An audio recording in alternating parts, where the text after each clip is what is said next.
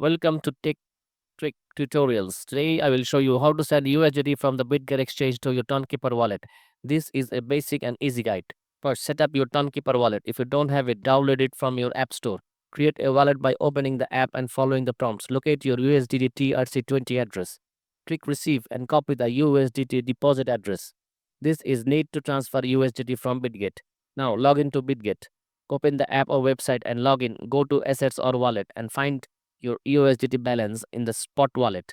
Next, initiate the withdrawal from Bitget. Select USDT in your assets or spot wallet and click withdrawal.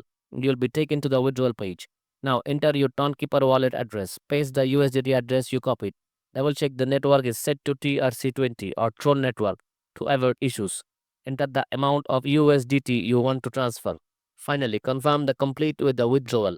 Check the fees, confirm the transfer and complete two-factor authentication. Wait for the transaction to be processed. It may take a few minutes for the Tron network to confirm it. Check your Tonkeeper wallet. After confirmation, you should see the USDT in your balance. So, by following these steps, you should successfully transfer your USDT from Bitget to Tonkeeper. Thank you for watching and see you in the next video.